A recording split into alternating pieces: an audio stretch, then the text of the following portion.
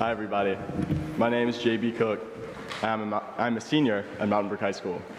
I play football, and I spend a lot of my time training or exercising. I love Sunday Night EYC, which stands for Episcopal Youth Community, and youth department events. And I love the Episcopal Church. I will be attending the United States Military Academy in West Point, New York in the fall, and I will continue to play football there too. Today's gospel is a teaching from Jesus to his disciples on humanity's relationship with God. Jesus describes himself as the vine of a plant, and we are the branches that grow from it and produce fruit. Jesus also describes God as the vine grower, or gardener. This description has history dating back to the Old Testament and has a lot more information packed into it than you would think. First of all, gardeners, or vine growers in vineyards, are widely skilled and educated as to effectively growing, facilitating, and running a vineyard. They have certain strategies and actual orientations that help to grow and support their grapevines. These factors can also change according to the type of grape. God ensures that every last detail is set in place for us, the branches, that stretch off of the vine that represents Jesus so that we can bear fruit. God also removes things that don't support his vineyard and prunes the branches that he has so that they may produce more. I think roots also play an important role here, though they are not specifically mentioned. Roots are used in many other parts of the Bible to describe how we ground ourselves in our faith. For me, my roots sit here, in this church with you all. I was raised in this church and went to preschool down the hall. My relationship with my faith has essentially been crafted by this church, or something involving it, like the rest of the diocese and youth events. Whether I like it or not, I'm stuck in the ground here and connected to God forever. Another aspect of this metaphor is that plants grow, and like a branch, me and the rest of the youth are going to go places. Some are intentional, like where I'm going to school and what I want to major in. Some are wrong, and the branch needs to be fixed. And some are entirely unintentional and end up causing the most growth. Jesus also says, "Abide in me as I abide in you." Just as the branch cannot bear fruit by itself unless it abides in the vine, neither can you unless you abide in me. I believe this means we can't do it alone. Without God, we won't get anywhere or grow in the right direction so that we benefit from it. I know I won't be able to go it alone on my path in life, especially concerning the army. But I'm confident this is the path I should go on, and if it isn't, I'm sure it will be cut or pruned. Jesus also says that we glorify God by bearing much of this fruit. I think the fruit could represent many things, like how grapevines are grown for wine and some are just for eating. Some people have talents and abilities that are different, but all are meant to glorify God. Personally, the fruit in my life right now is the love and community of the youth, success in sports and success at school, all of which wouldn't have happened without a gardener. Thank you.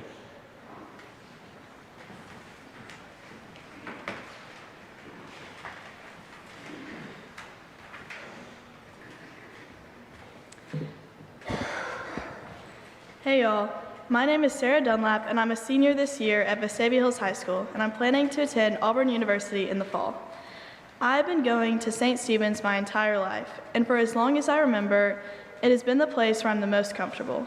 I have made some of my best friends here, whether it's the late night hangouts after Sunday night EYC, the retreats at Camp McDowell, or the mystery road trips that we may constantly complain about. Sorry, Taylor.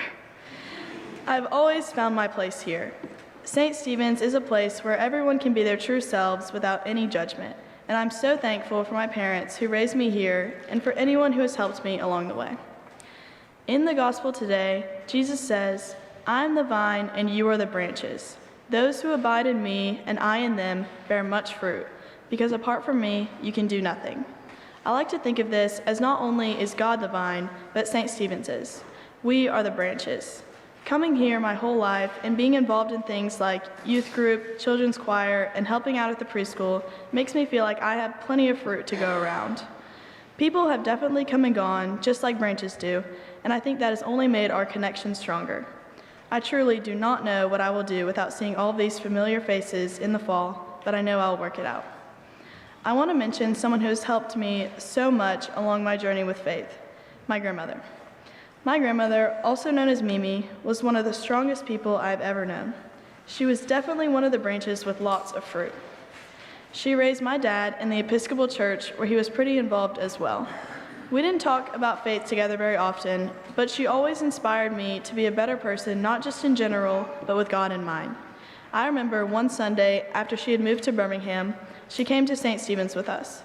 I was in awe throughout the entire service because not only did she know the service by heart, but she had every hymn memorized. Something you should know is that my grandmother had dementia, so she may not have been able to remember her keys or where anything was in her house, but she remembered those songs. That was a big moment when I realized that's what I want to be like when I'm older.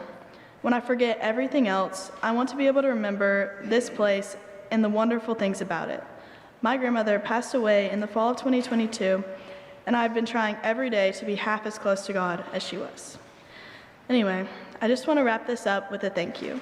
Thank you to St. Stephen's and to every single person here for helping me to be the person I am today and shaping me into a better person for the future.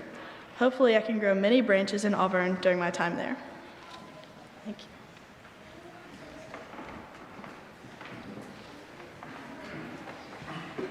Good morning, everybody.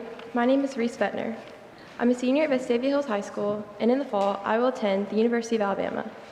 I graduate in a few short weeks from the school that I've known for the past 13 years of my life.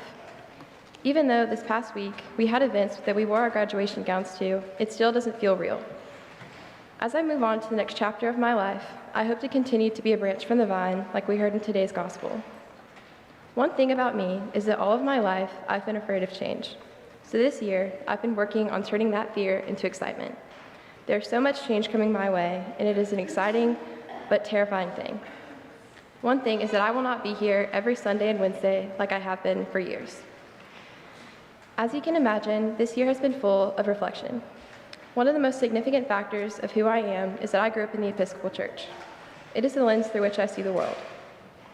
Some of my earliest memories are Wednesdays and Sundays at church. It has always been a second home for me. Sitting in my mom's office at St. Mary's, going to Sunday school, walking the halls of St. Stephen's. This is where I learned to do a standing back bend, or most importantly, spend hours on the old blue boat on the playground. It started out with my parents, and as I've started to grow up, being involved in the church has become my choice. From Club 56 and EYC here is ever since I was old enough to attend, to every summer of my life at Cape McDowell. As an only child, the people that I always looked up to were the cool senior high at EYC, and I remember being so excited to be like them one day. It is crazy that that time has come. This year, I decided to spend as much time as possible doing the things that I love. I've only missed a handful of opportunities to be at church this year. Having a group to be a part of every week has had such a profound influence on my life. This past year, I served on YD of the Youth Department of Alabama, and this gave me so many things, not just a fantastic leadership opportunity, but some of my very best friends. From YD to EYC, I found a place where I felt truly loved, accepted, and comfortable. I, as a branch from the vine, have grown so much through this church. Having groups like these have helped me come out of my shell, something that I would never have been able to do on my own. I started to make my faith mine, and I've had ups and downs in that journey. However, I realized through growing up in such a loving church that it is my responsibility as a Christian to live like Jesus, even though that's never an easy thing to do. I honestly didn't think that church would be something that I thought about much next year. I thought that I would just come to church when I came home, but it wasn't going to be a big thing for me up until about 2 or 3 months ago, when I think it truly dawned on me how much of my identity is being tied to being active in the diocese. Where I'm standing right now is part of the foundation of who I am. This foundation was laid before I was born through my parents and grandparents, and now this place is seeing me off to college. I've realized that church is not just a place, but the people. Last week, when we were discussing our sermons for today, we read different Bible adaptations of today's gospel and discussed slight differences in the text. And one that really stuck out to me was in the version that I was reading. The one we heard today says, "Abide in me." But in the one that I was reading, it said, "United with me." I felt like this was reminding us that we are in a partnership with Christ. We must give to receive. I've decided that's how I'm going to look at attending church next year. Even if I am exhausted, overwhelmed, or have something else that I want to do, even though I know I will absolutely not make it every Sunday morning, attending church will not only help my relationship with Christ, but allow me to still be involved in something that I love so deeply, and it will also help me feel more at home. I am prepared to show the love, acceptance, and joy that I've had here anywhere that I can. Thank you so much, St. Stephen's, and I would not be who I am without you.